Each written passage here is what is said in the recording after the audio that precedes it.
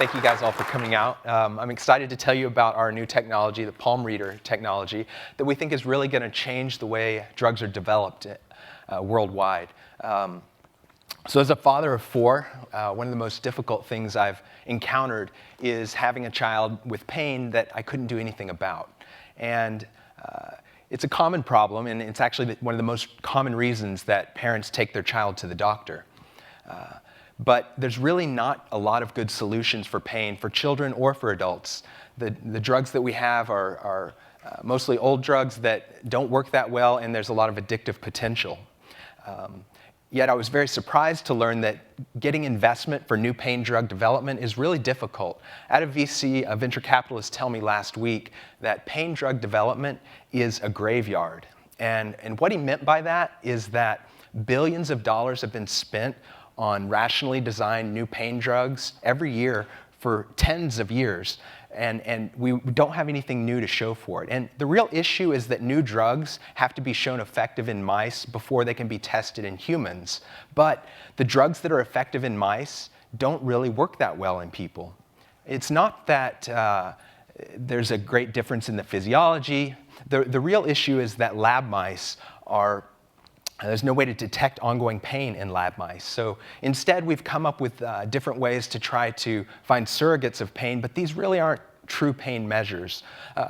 What we generally do is to test pain drugs is we'll poke an animal in the paw, or we'll force them to walk on a treadmill or along a catwalk, and we'll look at changes in their behavior in response to drugs. This is one of actually probably the most effective way to screen for analgesics is poking the animal in a paw and then looking at their withdrawal. And it's really a crude and ineffective way.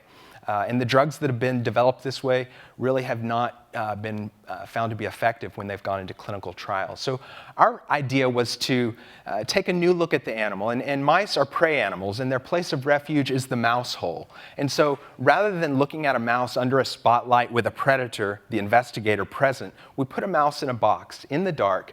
The investigator leaves the room, and we look at them from below, a view that a predator would never naturally see.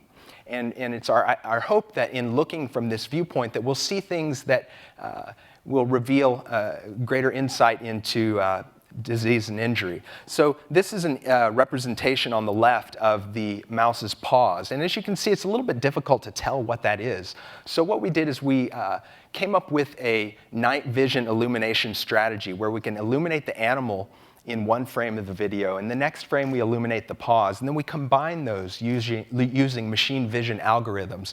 And an analysis of these data gives us the ability to look at some really interesting behaviors. So this is the same rat 10 minutes after being placed into this chamber. And if you notice, his appearance of his paws are totally different.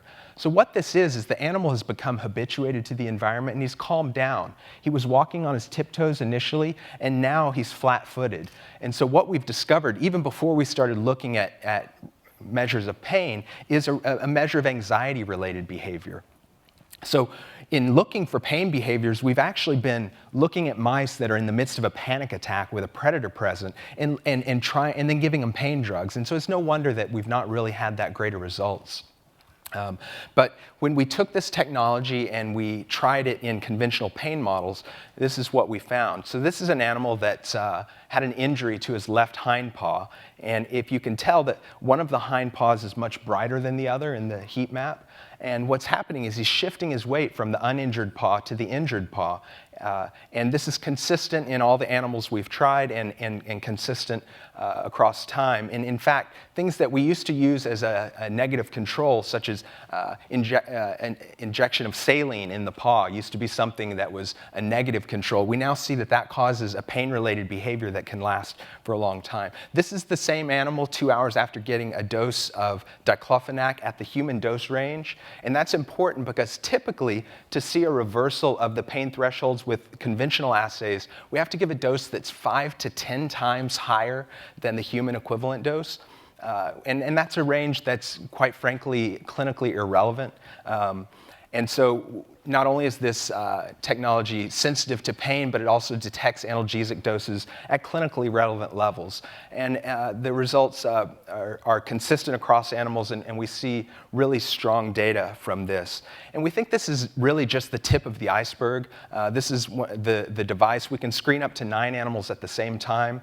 We think it'll also be very useful for detecting CNS side effects of drugs, the most common of which is vertigo or dizziness. And we're really excited about the technology and I think it has great potential for advancing drug development. And I want to thank Boston Children's Hospital and my collaborators for their help.